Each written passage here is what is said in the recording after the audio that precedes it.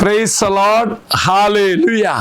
യേശുവിൽ ഏറ്റവും സ്നേഹം നിറഞ്ഞ സഹോദരി സഹോദരന്മാരെ, ഈ പ്രഭാതത്തിൽ നാം ധ്യാനിക്കുന്ന വചനഭാഗം ദൈവത്തിൻ്റെ വാഗ്ദത്ത വചനം സങ്കീർത്തനം 27:14. കർത്താവിൽ പ്രത്യാശ അർപ്പിക്കുവിൻ, ദുർബലരാകാതെ ധൈര്യം അവലംബിക്കുവിൻ, കർത്താവിന് വേണ്ടി കാത്തിരിക്കുവിൻ. പ്രിയമുള്ളവരെ, 3 കാര്യമാണ് ഈ പ്രഭാതത്തിൽ വളരെ അനുഗ്രഹത്തിൻ്റെതായ 3 കാര്യം. ഒന്ന്, നാം കർത്താവിൽ പ്രത്യാശ അർപ്പിക്കണം. എന്തിനേക്കാൾ അപ്പുറമായിട്ടും ദൈവത്തിൽ ഞാൻ പ്രത്യാശ അർപ്പിക്കണം. ദൈവം എന്നെ സഹായിക്കും. ഇനി അടുത്തെന്താ പറയുന്നത്? ദുർബലനാകാതെ ധൈര്യം അവലംബിക്കുവിൻ. നമ്മുടെയൊക്കെ ജീവിതത്തിൽ പലതരത്തിലും ദുർബലപ്പെടുത്തുന്ന, ധൈര്യം ചോർന്നു പോകുന്ന ഭയത്തിൻ്റെ അവസ്ഥ ഉണ്ടാവും. എങ്കിൽ കർത്താവ് പറയുന്നു, ദുർബലനാകരുത്, ധൈര്യം അവലംബിക്കുവിൻ. അടുത്തായിട്ട് ഞാൻ അങ്ങനെ ചെയ്തു കഴിയുമ്പോൾ അടുത്ത എന്ത് ചെയ്യുന്നറിയുമോ? കർത്താവിന് വേണ്ടി കാത്തിരിക്കുവിൻ. അതാ പ്രാധാന്യം. കർത്താവിൻ്റെ സമയമുണ്ട്, നമ്മുടെ സമയമല്ല. കർത്താവ് ആഗ്രഹിക്കുന്ന സമയമുണ്ട്. ആ സമയത്തിന് വേണ്ടി നമ്മൾ കാത്തിരിക്കണം. പ്രിയമുള്ളവരെ, ഈ വചനത്തിൻ്റെ അർത്ഥം ധ്യാനിക്കുമ്പോൾ നമ്മുടെ ബുദ്ധിമുട്ട് നിറഞ്ഞ നിമിഷങ്ങളിൽ അല്ലെങ്കിൽ കഷ്ടകാലങ്ങളിൽ നിഷ്ക്രിയമായി കാത്തിരിക്കുന്ന ഒന്നും അല്ല, മറിച്ച് ദൈവത്തിൻ്റെ സമയമുണ്ടല്ലോ, ആ സമയത്തെ നമ്മൾ പൂർണ്ണമായും ആശ്രയിക്കണമെന്ന് പറയുന്നതാണ് അർത്ഥമാക്കുന്നത്.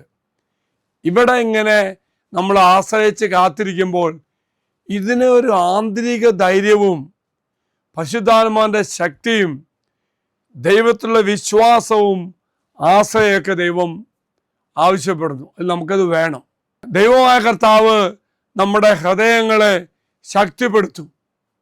എന്ത് വാഗ്ദാനം ചെയ്യുന്നുണ്ട്?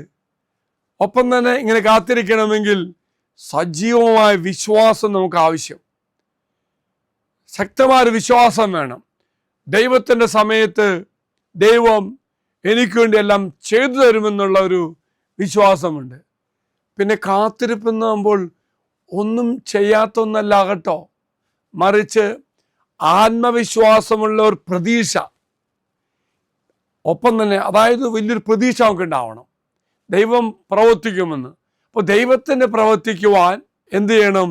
നാം സജീവമായി കാത്തിരിക്കണം. Praise the Lord. ഇത്ര മാത്രമേ ഉള്ളൂ.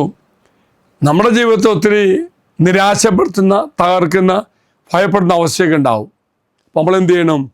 കർത്താവിൽ പ്രത്യാശ അർപ്പിച്ച് കാത്തിരിക്കണം. ദുർബലപ്പെടുത്തുന്ന ഒരവസ്ഥ വന്നാൽ ധൈര്യം അവലംബിക്കണം.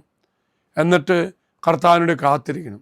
എങ്കിൽ പ്രിയമുള്ളവരെ, ഇങ്ങനെ തമ്പുരാൻ്റെ സമയത്തിന് വേണ്ടി നാമൊക്കെ ഭയപ്പെടാതെ, ദുർബലപ്പെടാതെ, ദൈവം പ്രവർത്തിക്കുന്ന സമയത്തിന് വേണ്ടി വിശ്വാസത്തോടുകൂടി കാത്തിരിക്കുവാൻ ദൈവം നമ്മെ എല്ലാവരെയും സഹായിക്കട്ടെ. പ്രത്യേകിച്ച് നമ്മുടെ ജീവിതത്തിലെ എല്ലാ നിയോഗങ്ങൾ അൽത്താരയ്ക്ക് സമർപ്പിക്കാം. ഇത് വാഗ്ദത്ത പേടകം.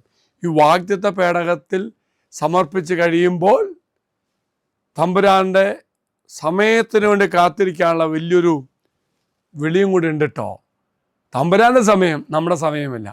ദൈവം തീർച്ചയായിട്ടും ക്ഷമയോടെ, വിശ്വാസത്തോടെ, ദൈവം ധൈര്യം തന്ന് അനുഗ്രഹിക്കുന്ന ബോധ്യത്തോടുകൂടി കാത്തിരിക്കുവാൻ ദൈവം നമ്മെ എല്ലാവരെയും സഹായിക്കട്ടെ.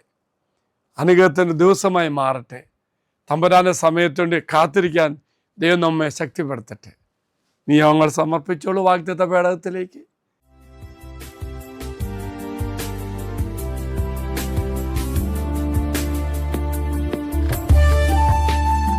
ഇത് നിങ്ങൾ സമർപ്പിച്ച നിങ്ങളുടെ എല്ലാ നിയോഗങ്ങളും അൽത്താരയിലേക്ക് അച്ഛൻ സമർപ്പിക്കുന്നു.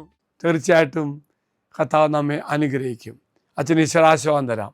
നമ്മുടെ കർത്താവായ ശമിശാകൃപയും പിതാവായ ദൈവത്തിൻ്റെ സ്നേഹവും പരിശുദ്ധാത്മാവിൻ്റെ സഹവാസവും നാം എല്ലാവരോടും കൂടെ ഉണ്ടായിരിക്കട്ടെ, ഇപ്പോഴും എപ്പോഴും എന്നേക്കും.